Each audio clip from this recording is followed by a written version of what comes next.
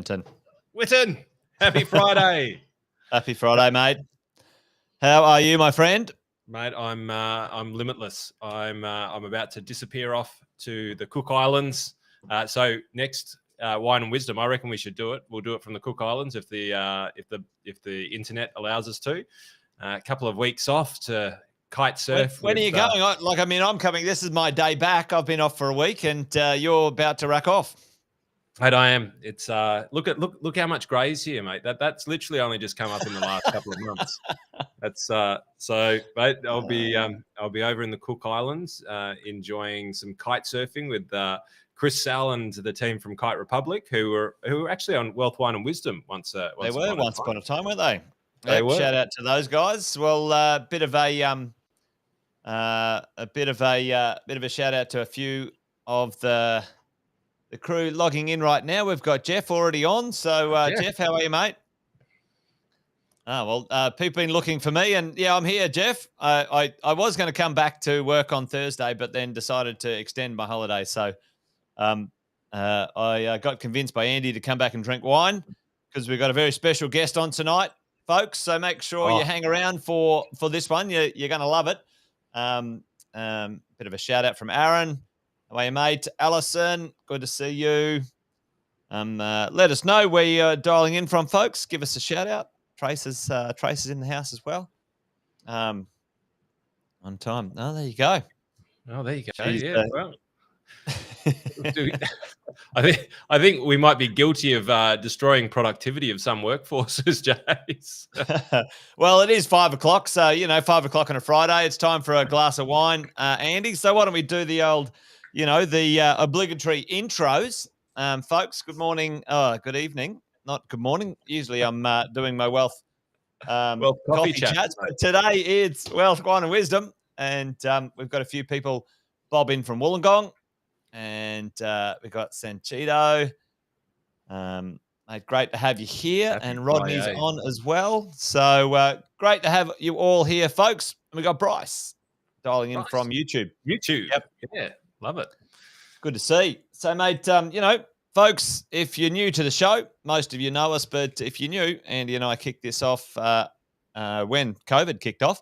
Actually, our guest tonight's going to be was one of our first guests, actually. I think he was our first guest for Wine and Wisdom a little while ago, but we kicked it off because of the COVID confusion out there, folks, when it came to the world of property investors and business owners and those in the share market.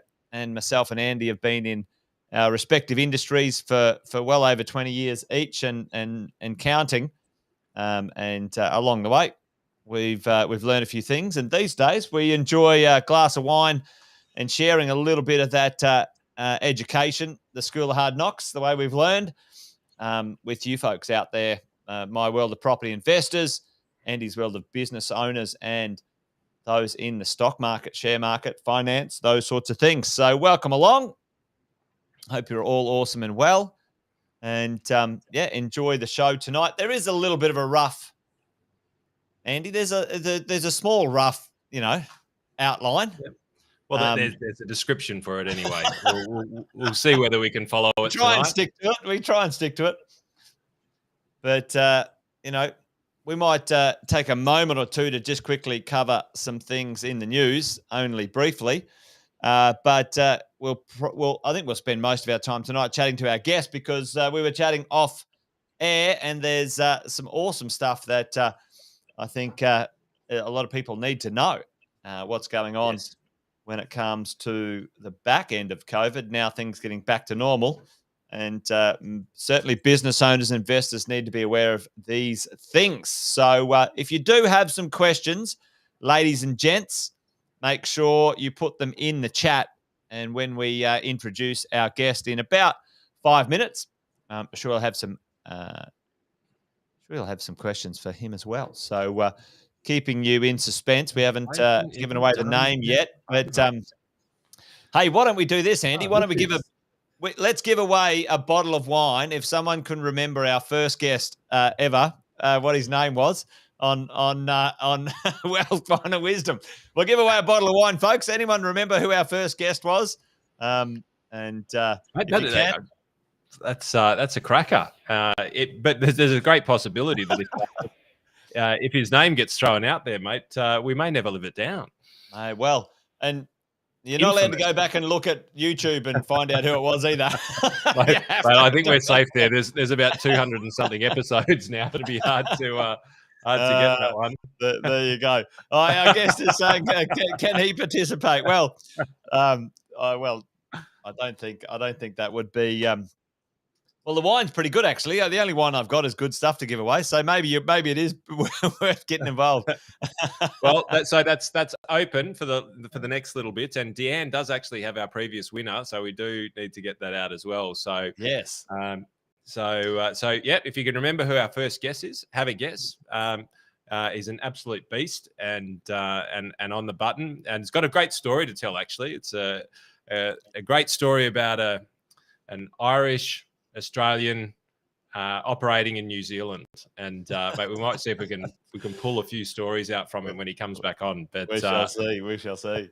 Well, mate, yeah, let's get into it. We've got a heap of people on already now, which is awesome. And John O'Rowley, there he is. Rowley was one of our guests, that is for sure, but he wasn't the first. Someone said Heather. Heather was one of our guests, but she wasn't the first. Yeah, but there you go. Well, I hope you guys are able to track that down. But listen, why don't I just tee off just quickly, Andy, a little bit about what's in the news. This might sort of tee us up for our conversation and, get things rolling along. But the big news out there right now, Andy, is Jono. He's always competitive, Jono, isn't he? Hey? Whack his comment up on the screen. We've got to show that one. Jeez, I tell you what.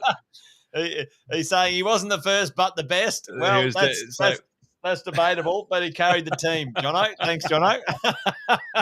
Jono's got good shoulders. He's got very, very good shoulders. He does, and you carried them well, Jono. You did bring the A game that time. We'll have to get you back on too, brother. That would be awesome. But mate, listen, big shoulders but tiny calves. But sorry. We're not playing golf now, Andy. But, the big news out there right now is, it was one of the first things that came out as a comment from our guest tonight as well, just randomly. But, the world of jobs, jobless rates, employment, at 48-year lows, folks. And across the nation, that's a good thing for people to have jobs. The challenge is, productivity and production around the country is starting to splutter and struggle. And, a few things are, being a bit of a challenge. I've also got a bit of a question for many. Actually, I think I've given away the answer. I was going to say, which state has got the lowest unemployment rate? Lowest unemployment rate in Australia right now. The average unemployment rate, or the nationwide, is 3.4%. And technically, right now, folks, there are more jobs than there are people unemployed. That's the technical thing. Oh, Jeff's kicked off already with WA. WA is kicking off. We're speaking to our guest. He is from WA, so that giving a little bit away as well about the jobs teeing off over there in the world of mining. But however, folks, at the moment, according to this article that I read, that Victoria,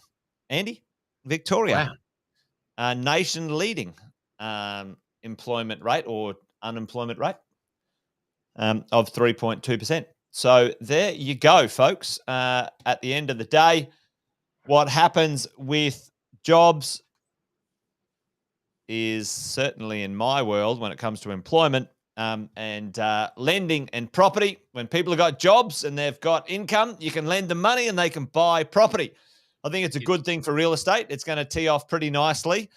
It is one of the reasons, or one of the main reasons, Andy, I believe that we're already underway, folks. Here's my call. You guys know I make these calls often. So does Andy. Let's lock it in. All right. Lock it in, Eddie. Lock it in. 5/18, 19th of August. We've started the next cycle, the next growth cycle in the real estate game. And why am I saying that? Well, a few things, and I've been talking about them for a little while. but we're already teeing off. We're already seeing the conversation kick off with this stuff, Andy, the idea of migration. We've got a jobs summit coming up. Now, if you look at this, folks, and this is sorely needed, this is an absolute emergency. We need people in the country. Now, at one point, our highest permanent migration intake, was 210,000 people or thereabouts. Check this out. Skilled migration, highest in the past, give or take 120,000 people. The government is talking about lifting the cap. Already they talked and locked in 160. They're now talking 200,000, and that would be 200,000 skilled, not permanent. So there would be other migration on top of that, folks, coming into this country. If the government can get its finger out of its behind, the challenge is it's all good and well to set these numbers, Andy. The next thing is actually to deliver on them. But, folks, if they even get close to these numbers, I'm telling you, we are all ready. There's commitments in play. Interest rates are going to go down mid-2023. They're going to peak by the end of this year. Interest rates will come off a smidgen partway through next year, and that will be the catalyst. People entering the country, the interest rate going down. We'll already be at lowest vacancy rates we have ever seen in Australia. It's already here. Most of our cities are under 1% in vacancy rate. Even in the apartment space, it's under 1% in vacancy rate. Now, a balanced market is 3%. That's a balanced market. Under 1% is insane. There's no stock. There's no property being constructed. There's some challenges. Even Dermot. Oh, I gave it away. Our guest we go, but the wine might even. Jason, you won the bottle of wine. Hey, I won the bottle of wine. Well, there you go. Dermot will talk about that potentially later on, because some of the construction companies around the country are in challenging times. So my call, Andy, is we are off already to our next beginning of the cycle. It's locking in. It's loading. And here's the decrease in listings year on year. All right. Decrease in listings. Check this out. So just walk us through this. When you say decrease in listing, you're saying the decrease in rental listings. In rental listings. All right. Okay. So not sales, but rental listings. Yep. Check this out. Like, how can you decrease already lowest supply, 40%? 40% here in Sydney. Decreased year on year. So that's a year decrease. Check out the other couple of places. You're talking Brisbane, 30% decreases. And Perth kicking in. I think if Perth can get its skates on when it comes to some jobs and some people over there. But if you guys go back and have a look at this, just quickly, WA has got more jobs available than people who live there. And our call is that we might have a little run in the real estate market over there if things work out okay. We're sniffing around. We're looking at some deals in WA for the first time in many years. So, Andy, that's what's in the news for me. Plenty going on when it comes to the pressures building up. Well, certainly people still sitting on their hands, though, Andy. You know what I mean? When it comes to, the world of property and borrowing, because interest rates are up, and a prudent person wants to make sure that their costs aren't going to blow up. But right now, I think we're getting ready for another little run. What do you got on your neck of the woods, Andy? You got anything in the news? And then we'll get our guest on, I reckon. Mate, well, I'll jump through mine reasonably quickly, because this is something which we called a little bit earlier. So this is interesting, mate. This is, it's interesting. It's not important. It's just interesting. So the Reserve Bank has announced it'll throw its doors open to a panel of private sector economists twice a year in a bid to increase transparency. Now, remember, we said that Lowe is going to have a fair crack. Like, he's He's going to go, listen, because effectively, for those of you who haven't seen what Jason and I have been talking about recently, it's the government have come out and gone, it's the RBA's fault that the economy's fucked, basically. And so they're launching a royal inquiry. And Lowe is quite a tactical kind of a bloke. So he's been more outspoken in the last sort of couple of months than he has probably in the last 4 years. I'm not even sure he's been chair that long, but Jace, I got a sneak peek. So effectively what's going to happen is they're going to have independent economists come in and view what's going on with the Reserve Bank and how they're making these policy decisions. And maybe we should put our hand up. Maybe we should chuck our hat in the ring for that one. Right, let's do it. Well, apparently you have to be an economist. And I think that, Jace, you've got way too many calls right to fit the bill of an economist. I don't get things wrong enough. But I did get a sneak peek on the first chaired meeting, and so, mate, this is a scoop for Wealth, Wine and Wisdom. I did get a scoop on the first lot of economists that are actually going to be present. Let me just sling that down. It's going to be a thorough affair. I'm not quite sure whether they're going to get the charts the right way up or not, but Jesus. How do you throw a country into even worse affairs? You just throw a whole lot of economists in a room together with Lowe from the Reserve Bank to argue over. Ladies and gents, they have monetary control. So effectively, they set the cash rate to kind of control the country, but they have a mandate that's pretty basic. It's mostly inflation, a couple of other things that's sitting behind it. So anyway, mate, I think it's just the political argy-bargy is classic. Yes, I thought I'll just bring this up and maybe we'll chat about this a little bit. Zoom in a little on it, Andy, maybe if you can. In coming weeks. Yep. And I'll bring down here because you and I, we love Japan, right? So this is some stuff from Schroeder, some data that I've been looking at more recently. And on the left-hand side here, it's the expected return over the next 3 years. And down the bottom here is the probability of loss. Right. So ultimately, you really don't want to be getting too much involved in the Japanese government bonds in and around now. They're on the wrong side of it. But in the equities market, and I think we'll chat about this a little bit next week, our actual market as far as Japanese equities are concerned, emerging market equities, Australian equities, and I reckon we'll have a good chat about this next week, are the front runners. But for you, Jason, mate, I think we need that study tour over to Japan. And, it's on. Many of our devotees on, and we can take a whole lot of you over to Japan with us, and we can do a bit of a study tour. But mate, these are the returns by asset class across the world. I thought this is an interesting statistic that I got from Morningstar, or an interesting graph. Basically, right across the world, and this is 10-year trailing returns, right? Almost everything positive. Global asset classes year to date, mates, there's almost no one, just the United Kingdom that's actually kicked up. Now, to me, these are really positive things. And it goes a little bit to what you were talking about. And again, I think we're going to jump into this a little bit more next week.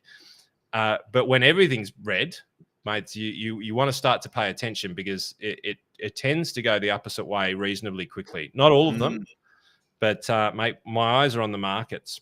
And there's another thing for all of the interest rate junkies out there, whether it be because you've got a mortgage or because you're a retiree and you're now wanting to try and get interest rates locked in for investment purposes or mortgage purposes.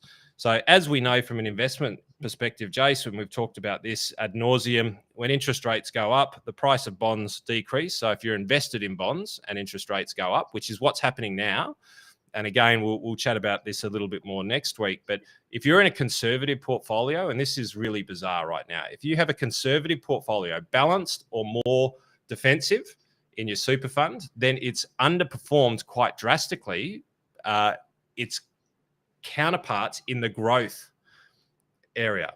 Now, you would think that makes sense in a bull market where everything's going positive, but in a market that's going sort of sideways and down and lots of volatility, you would think that a more conservative fund would perform better, wouldn't you?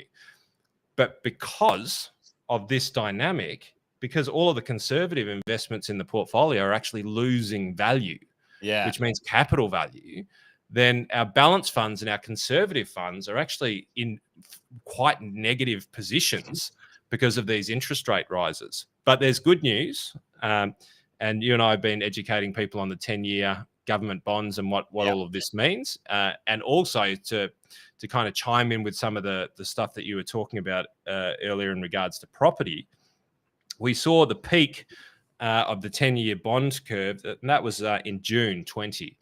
Right. And that was just above 4%. And it seems to be stabilizing quite well now in and around that sort of just above 3%, which is what we've been talking about for a little while. And if you look at 5-year and also 2-year, it's telling a similar sort of story. Yeah. So what I'm going to be looking at for a little while into the future, what the markets are looking at the moment is really what's happening over here. And whether this stabilizes, because if this stabilizes, Jace, then your sort of call about the next round, could be a little bit truer than or than you think, because one of the philosophies that you and I have when it comes to investment markets is that the flow of information, the flow of funds actually increases the speed of which things correct and the speed of which things fall and rise, right? Which means that, yes, the GFC, it took 2 or 3 years to recover from. COVID took 3 months to recover from. So it's quite possible that our cycles are now becoming a hell of a lot shorter because of the information that's available to people in the market, because they can go out there and spend their money faster and feel like they're more informed, which means that our cycles actually decrease. The interesting part about COVID, obviously, is that supply chains don't actually mobilize as fast as information does. So, well, mate, you could be known for a quote on that. You should do a quote card. At the end of the day, information moves faster than your supply chain. But if you can get ahead of those changes, makes a lot of sense.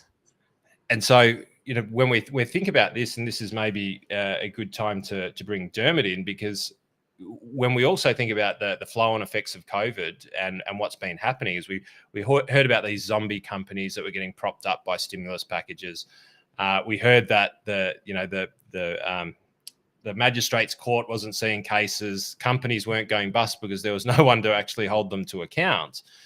But now the ATO wants to get paid, and now the government, are looking out for their payday, and so some of that. Supply chains aren't the only thing that has been held up. Yeah. And I think that there's some really interesting conversation that we can have with Dermot in regards to what is going to be potentially a little bit of a tidal wave that's going to be coming through over the next 12 to 24 months that we should all be aware of. Well, you can only kick the can down the road so far. At some point you've got to pay the piper. So Andy, why don't you do the intros and let's do it. Let's get Dermot in here. Give him the razzle dazzle, mate, before I turn him into bring him into the show. Well, the only problem is I'm probably going to butcher where he was a partner, and hopefully we're not going to get sued by. I'm pretty sure it's Deloitte, but Dermot is a business owner. He's an entrepreneur. He owns a liquidation business or an administration business that helps business owners wind up when they've made a few mistakes, helps them survive. And then sometimes, it has to help them go on to their next venture. It's a very interesting part of the world. It's not just limited to that. He also has a high-end brand, which Jason and I clearly we don't subscribe to.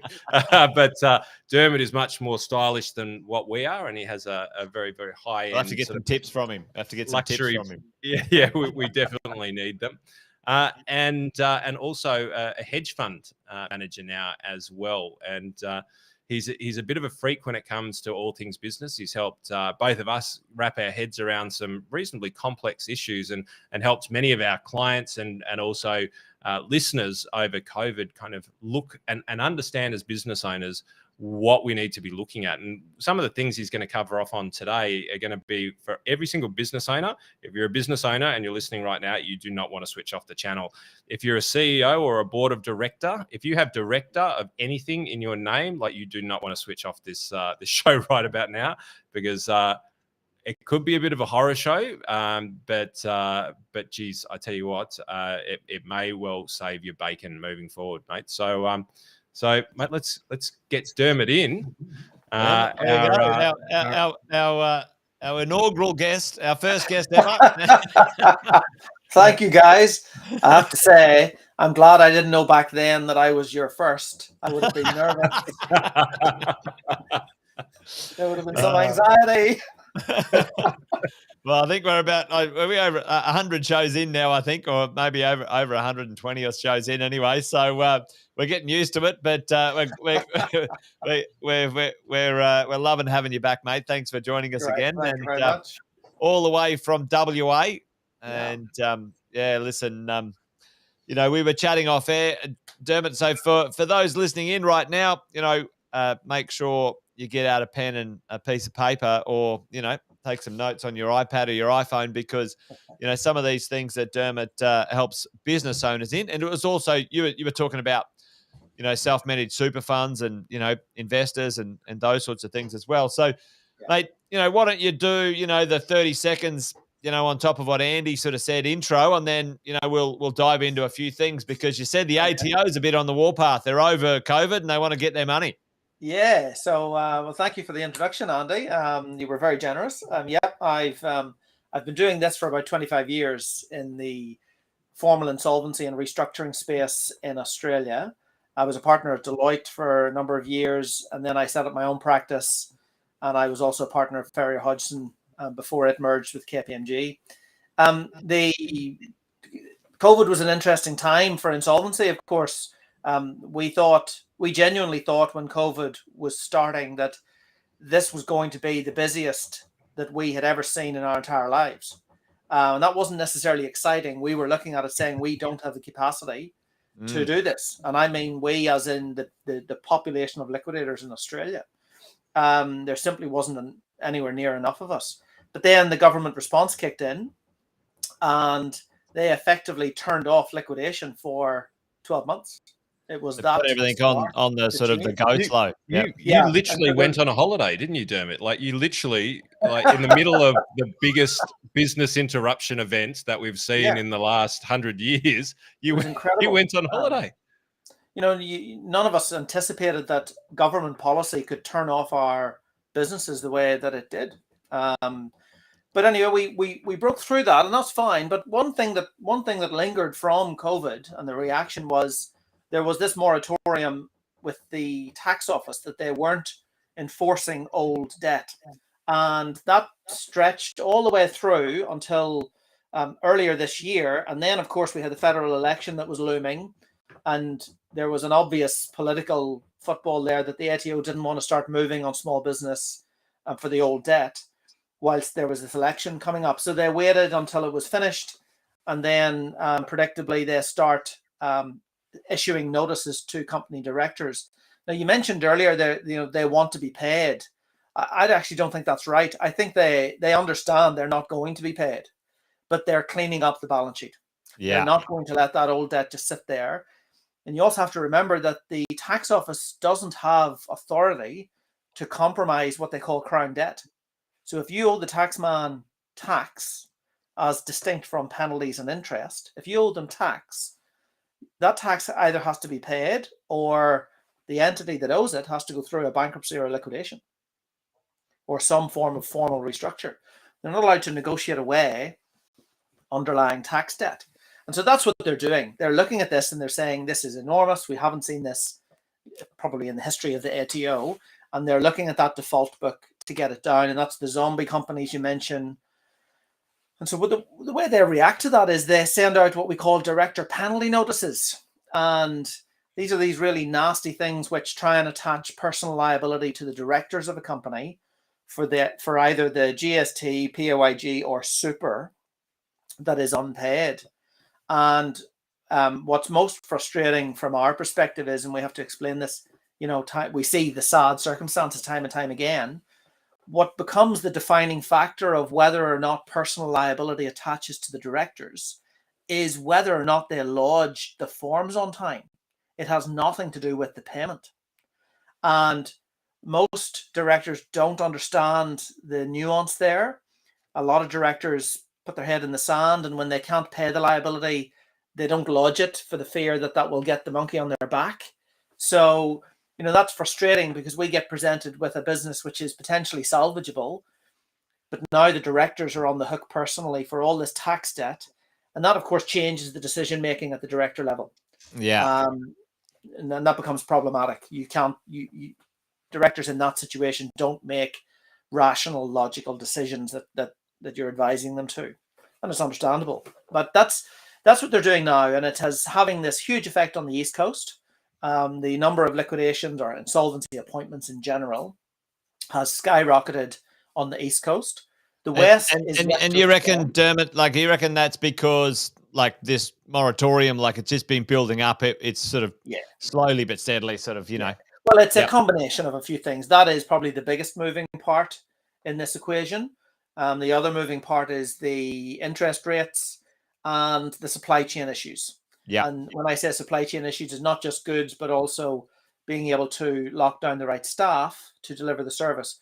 I'm not sure what it's like on the ground in the East Coast at the minute. I'm in WA, but I can tell you here, take, for example, restaurants, they're opening on rotation effectively and when they do open, sometimes they're closing off half the restaurant because they don't have the staff.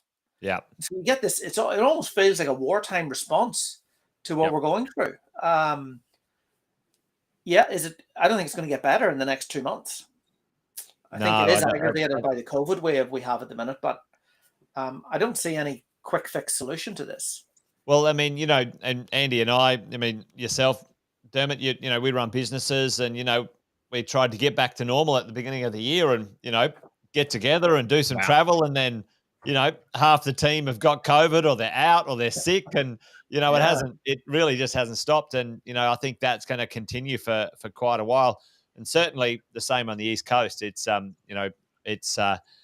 don't think it's as bad right now. Maybe Andy got a little bit different down in Melbourne because it got really knocked for six. But, up here in Brisbane and the Gold Coast, it's fairly okay, but still understaffed and shortages sort of everywhere. That's for sure.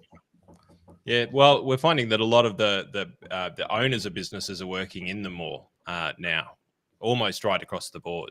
Because ultimately, especially in the restaurants, if you price correctly, and our clients and our listeners will price correctly because they've spent time listening to us and they know that they've got to raise prices, but that's just what you need to be doing right now. You have to, in order to be able to compete with rising costs of goods, whether that be seafood, whether it be raw materials. You've got a competitive marketplace. You've got higher turnover typically, so you've got higher recruitment costs. So the cost of business is skyrocketing for so many different reasons, which has to be passed on to the end consumer. And I think that a lot of business owners don't actually know that.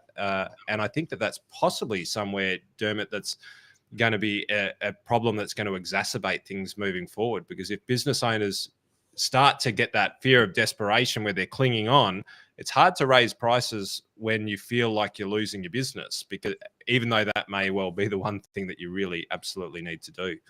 Yeah, it's a nasty problem because, of course, if you miss there's an opportunity right now to raise prices because everyone's perception is that inflation is running. And I don't think any of us accept that 6.8% is a real number. The likelihood that we're sitting at about 50% of the UK inflation rate is pretty low. If the US and the UK are running in double digits, it's highly likely that we will, if we're not there yet, we will get there. Sorry, that's my opinion. What's priced into the market at the minute is that inflation will top out at between 7 and 8%. And we see that as quite optimistic. And you look at the point you just made, Andy, and that is the opportunity to pass costs through. If you miss that opportunity today, gone. Customers may not like it, but they're calibrated to expect it. You miss that opportunity today, and then it's going to be rammed down your throat in 12 months' time, and then the uplift is going to be problematic because the uplift then for you to correct could be 25%, and that's going to damage your business in a whole new way. So that there's an opportunity today, but also you've got to run with that tide, or else it will leave you high and dry.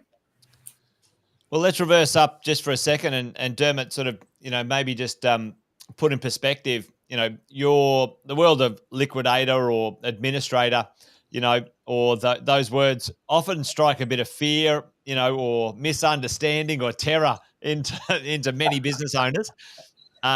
Many years ago, it was actually the GFC. I don't know if I remember telling you the story or not.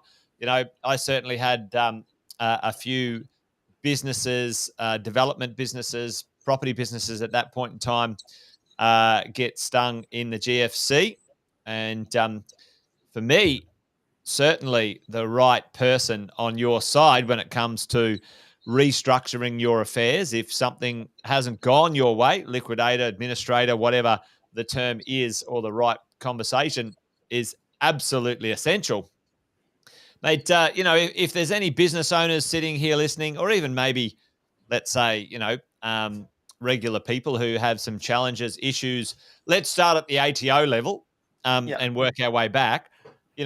What would your suggestion be of how to manage this stuff, navigate it? If there's challenges, issues on the horizon, what should people do?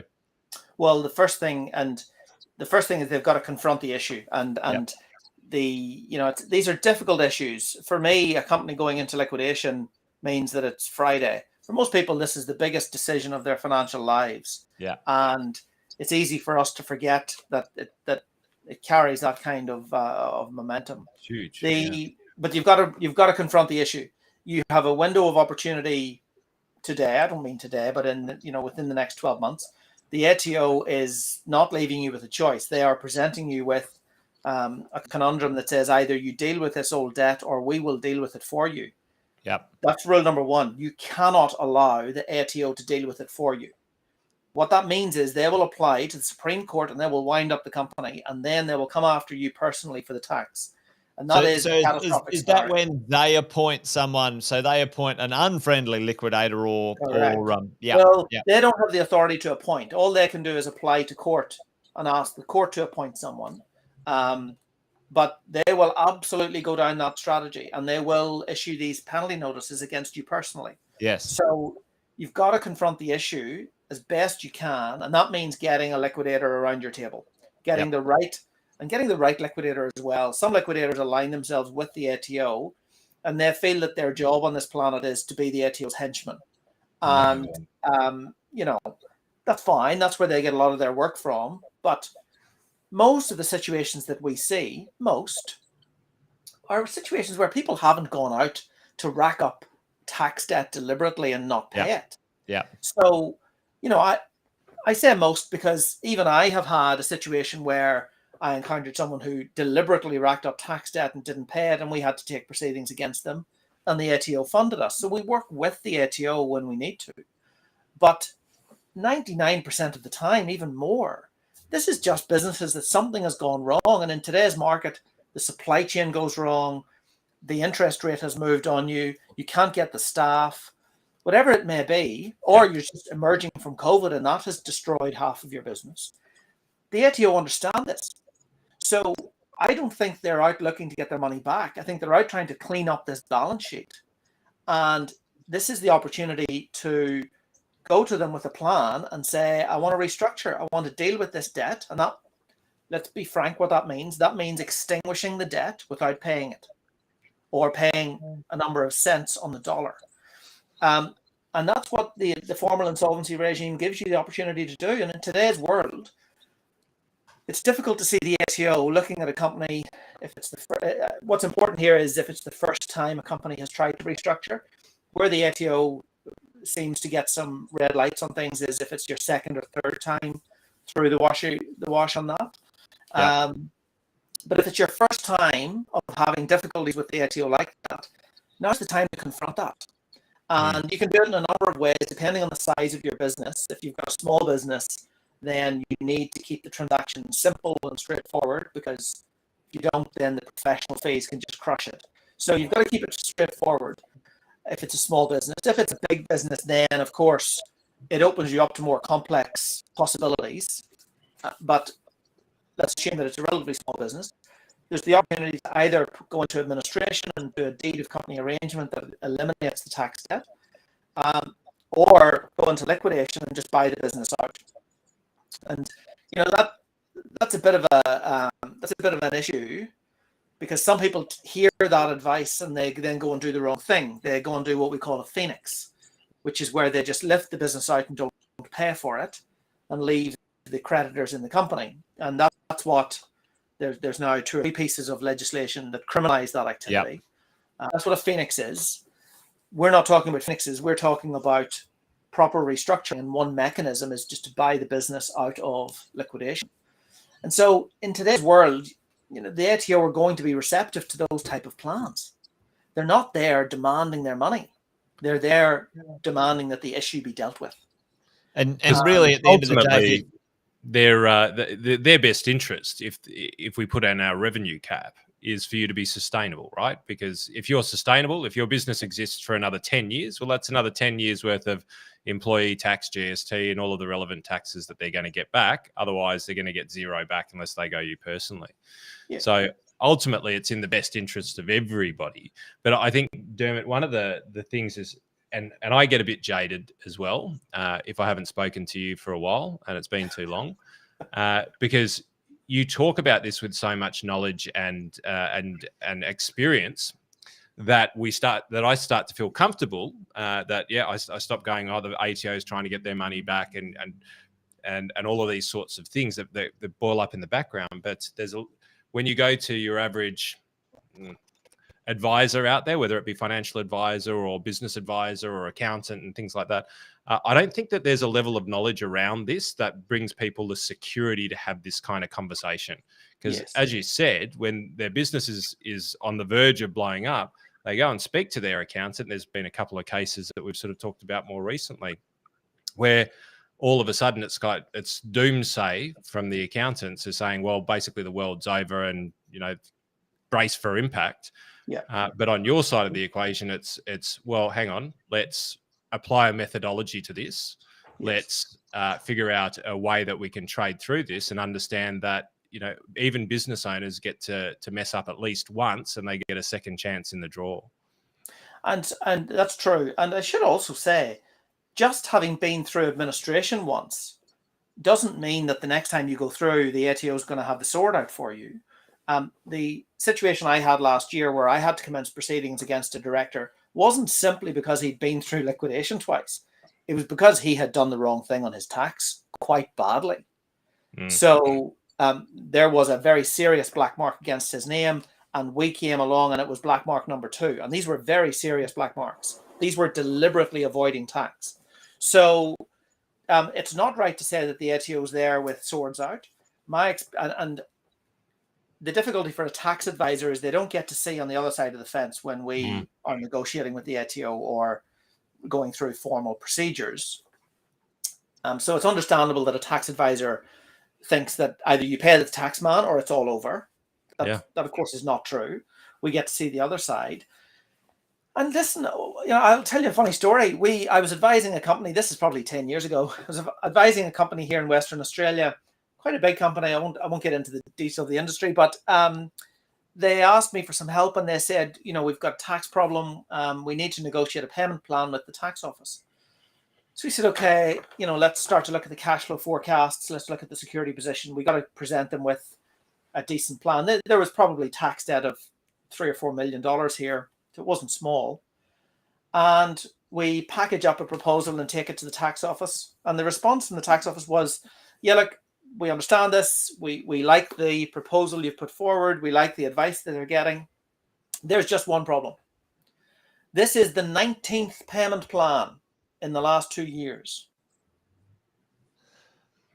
And everyone went silent. How do you respond to that? Now, even in that situation, we got the payment plan. They're not there just to crucify people, and these are human beings, and they will listen and they will understand, and they're smart people, and they're perfectly reasonable. Where they become unreasonable is where directors do the wrong thing, and specifically when directors refuse to engage with the issue, that's when they become quite toxic. Yeah. I think a lot of that comes from not the right advice, Dermot, as well. I think that and you would know better than me, but I would imagine that there is a lot of people who try and play this game a little bit and give the wrong direction, and then wrong conversations take place, and that's where lives are ruined and businesses are destroyed through people who aren't specialists in this field actually kind of throwing their 2 cents in the ring. Well, that's it, and it's even worse than that. There's what we call pre-insolvency advisors. So these are people who are not registered liquidators, but try and give the advice of a registered liquidator. And what they usually do is they try and sell the Phoenix concept. And, if you think you're in hot water because you've got tax and you can't pay it, trust me, there is a frying pan to the right-hand side, which is reserved for Phoenixes. If you do a Phoenix and the ATO gets a smell of it, when they start... I had one case, it was quite a big case, and I was put up to be a replacement liquidator, which I ultimately didn't get, but the taxman was chasing quite a big figure here in Western Australia, and before the vote where they were going to put up the new liquidator, the senior representative from the tax office pulled me aside and said, look, we're happy for you to be appointed. We are supporting the other guy, but just so you know, Dermot, if you do get appointed, we will support you and we want to fund you to pursue this. And just so you know, we are going to spend like a drunken sailor going after this guy. Now, I didn't know what. I just put my hand up and said, well, that's pleasing to hear. But when they get their teeth into something, if somebody has done the wrong thing, it's the tax office. It's not a commercial organization that makes commercial decisions on how much will we spend versus how much will we collect. It's about what is the right thing to do. And that's different. Small businesses are not geared to defend against that. No That's way. The brutal truth. Yeah. I'm just wondering, and this is a loaded question, you don't have to answer it, Dermot. Do you have the same opinion of ASIC? ASIC, of course, well, they're a bit different. They're the same in a certain way, but ASIC don't have a debt to collect. So ASIC are only concerned with the law. Has there been a breach of the law here? Where they get their teeth into something, it was in the news yesterday, so I'm not speaking out of school, but there was an issue about 10 years ago where a director raised money in one company and then transferred it to another. It was called the Citation Resources and Continental Coal. Wow. And there was a director in Western Australia here called Peter Landau, and he was a lawyer from the CBD. And so he raised this money and then basically moved it into another company. And they've spent 10 years prosecuting him. And they announced it, and it was in the West Australian newspaper yesterday that he had pled guilty. That was after 10 years of chasing. Yeah, wow. They get their teeth into it. Well, if they want a list, Dermot, I've got a list of about 15 other people they can go after from back in the 90s, because that was a pretty popular activity back just a little bit pre-GFC. There was a lot of that stuff going on, and they can be hard to motivate sometimes to get them to see that something serious has happened and that they should do something about it, and that's very often our job. It's to sort of paint the picture for them, and you guys see how bad this is, but. Yeah. Once they get their teeth into something, again, you've got to forget about this idea of making commercial decisions in litigation. They make a different decision than we would. So they're like the ATO in that regard. But the big opportunity with the ATO is, the opportunity exists today to restructure. You've got the most obvious reason in the world that we're all suffering commercially, which is COVID and the tail end of it, the supply chain issues, the inflation. It's ripe for all creditors to say, the wrong thing has happened here, but this business ought not close because of it, and come out the other side. And if you put your head in the sand and ignore it, look, pardon my French, but what you're going to do is you're going to piss them all off. And at the end of the day, restructuring is an agreement between people. And if you get on the wrong side of them, they're just not going to accept anything you say down the track. Yeah, you've got to take care of those stakeholders. Yeah, and get out there early and communicate, Dermot. Like, I mean, if you're ignoring it, then certainly that's when people would get annoyed because you're not engaging. Yeah, and but the issue when you say restructure, Dermot, like when you say restructure, so just for the layman terms, we've got people listening in. A restructure, what does that technically mean? Basically, I've got some challenges here. I need to renegotiate what my balance, what the balance I owe to people are, Yeah. and then I need to trade somewhere else. Like So maybe what it give us really 2 means minutes is, on that. Yeah. yeah. So the most basic form of it is what we call the voluntary administration process. And what it means is you appoint an administrator, someone like me, you appoint them to take over control of the business. They spend a few weeks, usually 5 to 6 weeks, seeing if there is a restructuring proposal possible. And then they compare that to, well, what would a liquidation look like? So if we liquidate the business, sell everything, put it into a pot, and then pay them out in the cascade that's set out in the Corporations Act, what Yep. would creditors get? What would the result be? And typically the result is quite poor. And then we compare that to whatever the plan is. And the plan can be anything you can come up with. And very typically, let's talk about the tax office. Very typically, that plan says we're not paying the tax. Because unless the tax man would get a big return in the liquidation, then a deed of company arrangement that gives them zero is fine. Yeah. So you're comparing these two alternatives. And then he puts the alternatives to the creditors and they get to vote. And they get to vote based on the value of their debts, but also on the number of creditors. And getting a proposal like that approved is easier than most people would think. So if someone's owed 100 grand and someone's owed 1,000, are those votes weighted? Are they? Well, they are. So in order to pass a resolution in an administration, every resolution needs a simple majority of both number and value. Right. So if you take a typical vote on a DACA and the employees like it because they get to keep their jobs, Yep. some of the creditors may not like it because they don't get paid. And so you get this trade-off between the number vote and the value vote. And then if you've got a majority of both, that's fine. Or if you lose a majority of both, then that determines the resolution. If you've got a majority in number but not value, or the other way around, then the administrator gets a casting vote and he gets to decide. Right. So as I say, the benchmark to get these votes approved is lower than most people would probably suspect. And it's quite a powerful mechanism because even if, for example, the tax office come along and they say, we don't like this restructuring plan, we're owed $1 million and this gives us zero, we don't like it. If the vote gets up, then they are bound by the restructuring plan. Really? Their debt is extinguished and the company moves on. And so that's a very powerful mechanism when you really think that through. And that's at its core, that's what our legislation provides for. Now, it is more complex than I've just set out. Voluntary administration it's not a cheap process. And if you've got a very small company with $30,000 or $40,000 of tax debt, then the cost of a restructure like that is probably going to be too high. Yeah. There's another way of doing it, and that is to liquidate the company and buy the business out of the liquidation.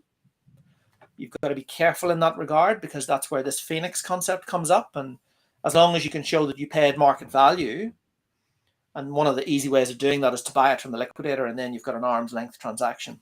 But it's a cheaper process, but you got to be careful. There's a few trapdoors in there that could catch you out. For a slightly bigger business, if you've got debts of more than, call it $1 million, then a voluntary administration is a very, very good and very powerful process. And you emerge on the other side with a clean balance sheet. You've compromised all of those debts. You may have given them a number of cents on the dollar. That could have been zero. Frequently, that is the result from deeds of company arrangement. Yep. And you move on. So that's the Australian legislation. It was brought in the mid-90s to be our equivalent of, you hear in the movies or in the US, people get Chapter 11 protection. Yes. So what they do over there is similar process. They go to court with a restructuring plan and they say, this is what we'd like to do. And that's the equivalent of our deed of company arrangement. And they go to court with that and they say, can you please approve this, Mr. Court? And the court decides whether or not it's a good idea. So this is our equivalent. Only ours is not a court-driven process; it's a creditor-driven process, and they get to make the decision. But it's the same thing, and it's powerful and it achieves the objective. There are flaws with it, but it gets us. It's our mechanism to make it work. The mechanism, and like you said, I mean, it's great.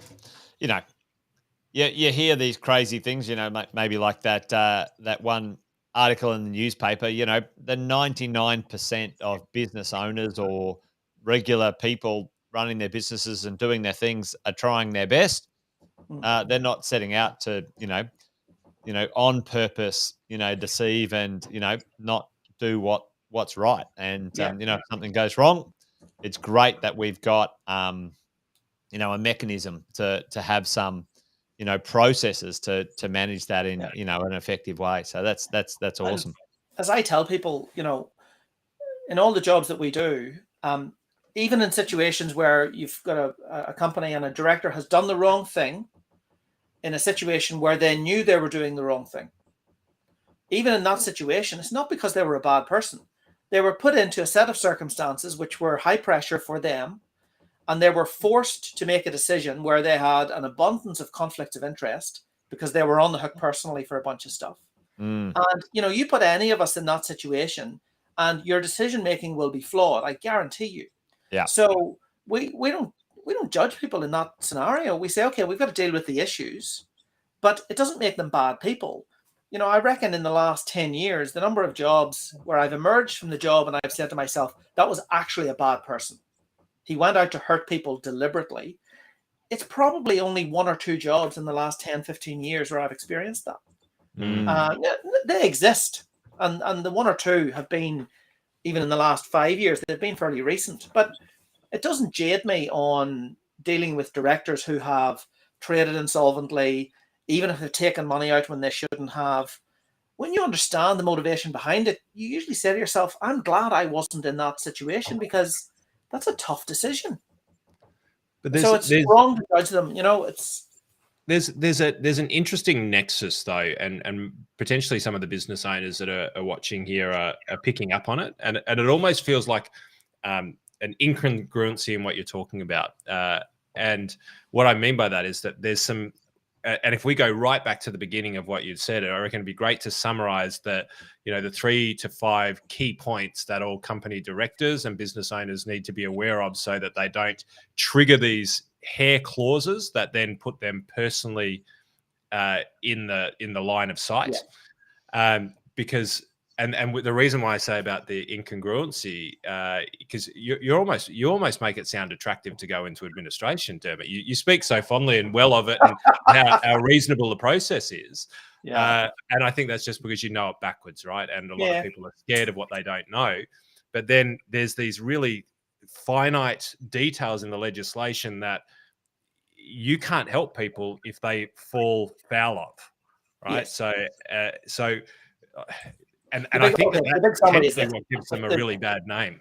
If there's one takeaway then today, if you're a director of a company and if you've got outstanding tax debt, what you should do over the weekend is you should go and see where that outstanding tax or superannuation, you've got to see where that debt comes from.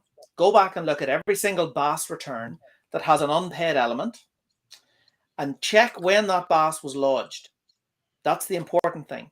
If it was lodged within a month of its due date, then even though there's tax outstanding and you are liable for that tax personally today, a penalty equal to the amount of tax, as long as the lodgement happened within a month of its due date, the penalty is what we call a non-lockdown penalty. And if the ATO come and lump you with the penalty notice, you will have 21 days to appoint a liquidator and get out of the liability personally.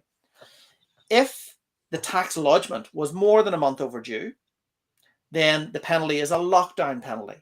And you can't get out of that by appointing a liquidator. Now, what's really important is you got to distinguish those two. It might be $500,000 of tax debt. You got to work out what sits in lockdown penalty, what sits in non-lockdown penalty. And to the extent that you're coming up with a payment plan for the ATO, you want to be paying off the lockdown penalty stuff, because that is the stuff that you're on the hook for personally. So that's something that any director with tax debt should do immediately. And it's akin to looking down your list of creditors and saying, well, who do I owe? Who have I given personal guarantees to? Well, it should be important to you to get those creditors cleared and then negotiate to get out of your guarantees, get the guarantees off the table. Yeah. I set up my business 10 years ago. I didn't have an abundance of capital to set it up, but I had one very strict rule when I set it up. I will not give anybody personal guarantees because I saw the effect. The effect is it's all over. I want to put the keys on the table, but I can't because of the guarantees. And now you start to make silly decisions. Yeah. And so I said, I'm not giving any personal guarantees. To this day, 10 years later, I have not had a single supply. I haven't had a single lease. And people usually think leases are where you get caught. You have to give personal guarantees. No, you don't. Every single time I've said, sorry, policy is we don't give personal guarantees. And now, and when it came to leases, they said the same thing. Okay, give us an extra month of a bank guarantee. I said, no worries. Yep. It's amazing, Dermot. I think we've been banging this drum, Jason and I, for a little while, and I think you don't know that this exists until you've been bitten by it, or you're in your circumstances, Dermot, where it's your job to know about it.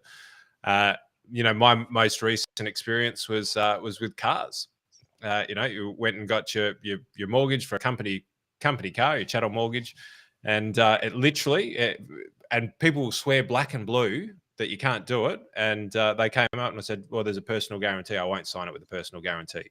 And they literally just went back and they went, oh, well, that's just the way that it is. I said, well, tell them no or no deal. And they literally just came back 20 minutes later, go, I can't believe it, but yeah, you can have it without the personal guarantee. Yeah. And it's that simple, but people don't get it. But you were also alluding to earlier on that is there a way of rectifying if you did miss a BAS payment by a period of time, right? So remember, distinguish the payment from the lodgement. Sorry, the lodgement was late. Is there a way of cleaning that up? If the lodgement was more than a month late, then any amount of tax that is still owed from that lodgement is a lockdown penalty. And that, if I were the director, that would become top of the list to get that paid. That now is the only way of discharging that penalty, is to get the underlying tax paid. So I think, and in business, we don't understand this, right? Because a lot of the time business owners they lodge based on whatever the accountant can do for them. And if it's late or early, they don't really care because there's a bill that's at the end of it. And the sooner the bill comes, that's not nice to have. But basically what you're saying is, regardless of the circumstances, you've always got to lodge your BAS on time. Correct. And make sure that your super's paid on time and BAS is lodged on time. Is that? Yeah, and then to the extent super is late, then there's this SGC lodgement that is necessary. It's basically a spreadsheet that you have to lodge with the ATO. Most people are not aware of it because you don't have to lodge this if your super is paid on time. But the same rule exists for this lodgement of super, and that catches more people out even. If the message is, go and have a look at the lodgements and see what makes up this tax debt. If there is a big tax debt, don't avoid it because it's not going to go away. And then the other thing is, if the ATO have already come along to you and said, well, here's your penalty notice and you're on the hook, it's a lockdown penalty, you just got to pay. The important thing to understand there is it's a penalty. It is not Crown debt.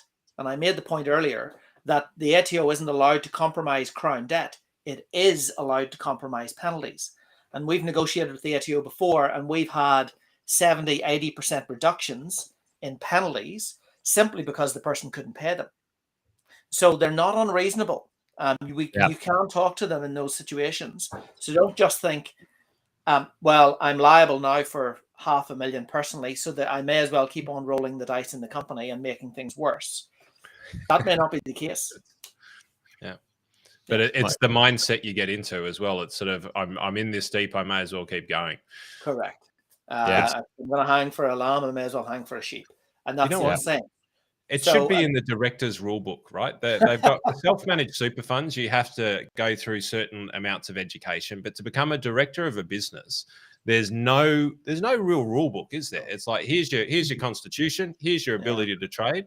But there's no book that says, first two rules of being a director: lodge on time, every time, on time, all the time. Yeah. Super paid, on time, every time, or in front. And if you do those two things, and no personal guarantees, and if you do those three things, then you're probably going to decrease the insolvency statistics or the business bankruptcy statistics, because you'll be able to, in some way, if it's a viable business and you've made a few other mistakes for other reasons, you'll be able to trade out in some way, shape, or form. Yeah. Well, I think the key thing, Andy, Dermot, is that it quarantines it to the business activity, not flowing into your personal life. And I think that's really the lesson, Dermot, Andy, really takeaway for me is that, we as entrepreneurs, business owners doing something, extraordinary, taking some risks, it can go wrong. It should not, if you do it correctly. Correct. It should not flow and blow up everything. There should be some walls, some damn walls around it. Yeah. But remember what I said earlier about if you ignore them, it gets them on the wrong side. It gets them on the wrong side to such an extent they came up with this legislation just to encourage lodgement. That's the only reason this legislation exists. It's to encourage people to lodge the BAS and the SGC returns. Yeah, you're absolutely right. But look, the reality is some people will be sitting saying today, well, I've got this tax debt. I don't know when it was incurred. I don't know if it's lockdown or non-lockdown. Go have a look. Go get the BAS out. You can go to your portal and you can see your activity statement, and it'll say when it was lodged and when the effective date was and the period it applied to. Do a quick spreadsheet with the dates, and it'll tell you what was more than a month overdue when it was lodged. And that will give you your breakdown. And lodgement must be front and center of everything. Get ahead of it. Get ahead of it. Well, I think that's let's we might put a pin in it there, Andy, Dermot, but for this week. But I reckon we could talk for a lot more about this.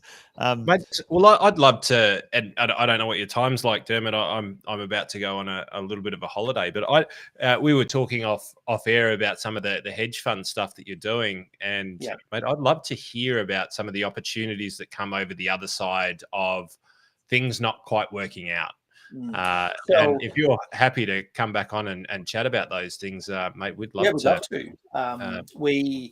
In summary, it's a hedge fund for, we say it's a hedge fund for distressed debt. That's not quite right. Most people think the spectrum of distressed debt ends when a company enters administration, when it technically fails.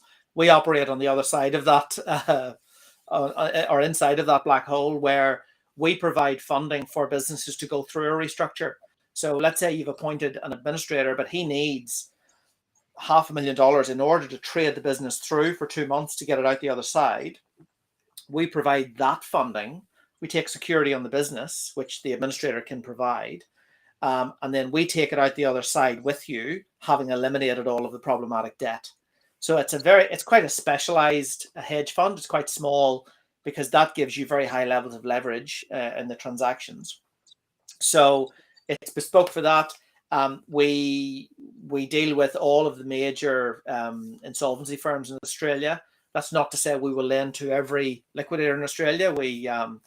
Our industry has an average and it has a below average as well, and we like to operate in the top half. So, but it's a powerful little hedge fund for that. This kind of product has existed for a long time at the top end of town.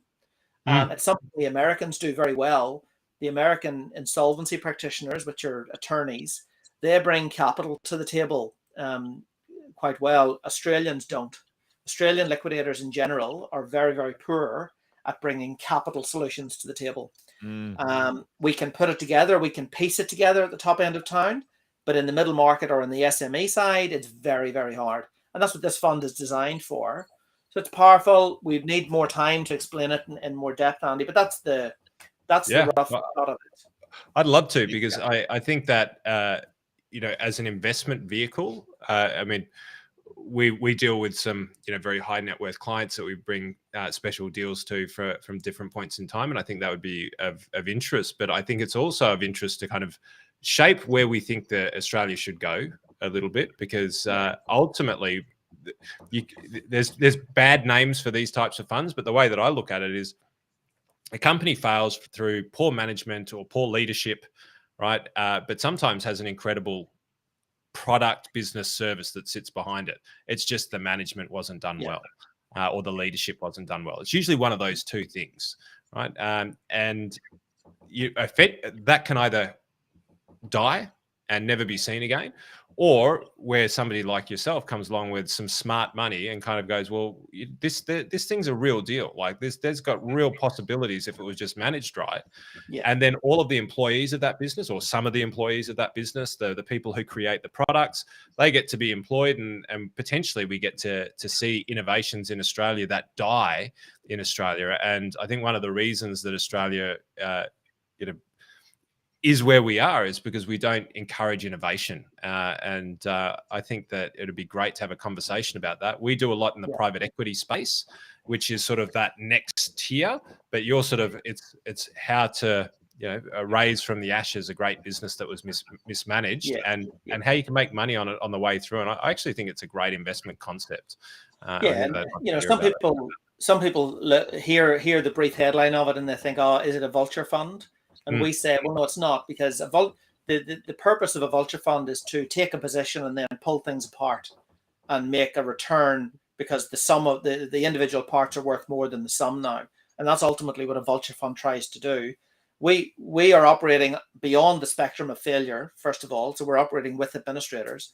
And the goal is to save the business. That's why we're investing.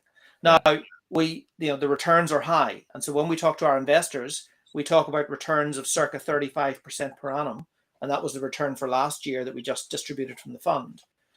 But every single one of our clients, after we're fully repaid, think we're fantastic, because we were the only ones ready to take them through and save them in this process. Yeah. And whilst we may have charged a lot for the debt, the amount of debt that was compromised in the process as well dwarfed what we charged. So we still like to think we add value in that regard. It is specific to a certain size of company because of the size of the fund. So at the minute, our sweet spot is lens of between sort of 400,000 and 1.5 mil. Above that, and we syndicate with some of our investors. But that sweet spot for small to medium size is where we are today. Well, I love it. I'd love to dive into that if you're open to talk about some of the ways that it puts together, and maybe even go through a couple of sort of case studies as to how it operates. Because I also think that there's a number of people who listen to this who do have great businesses, great ideas, and might have mismanaged them, and then they can understand that not only is there a way out, which is voluntary administration or small business restructuring, but there's potentially a way out, and also, an equity launch on the opposite side of it as well. So it changes the perspective of administration and liquidation from a very scary thing to, something that is more familiar, which is maybe then, people don't make those poor decisions, and more businesses survive. So I think it'd be great, mate. If Love to come back, mate. Wine at 5 o'clock on a Friday. You had me at wine. Perfect. Well, it's 3 o'clock for you, Dermot. Well, mate, Andy, Dermot, great to have you guys. Guys, again, I'm going to go and start telling people that I was your first. I'm not going to explain it any more than that. I'm just going to say I was your first. That's a good way to explain it. That was for sure. Yeah. All right, guys. Appreciate you, mate. Thanks for joining us. Cheers. And look forward to hanging out again. Thanks, mate. Cheers, Dermot. Thanks, guys. See ya. See you, Dermot. Well, mate, as always, good to hang out with you also. But, that was awesome. Be good to see if we can lock Dermot in for another one sometime soon. Plenty to talk about. And certainly a few comments here saying, great reminder for all directors. 100%. Bit of a shout out. Yep.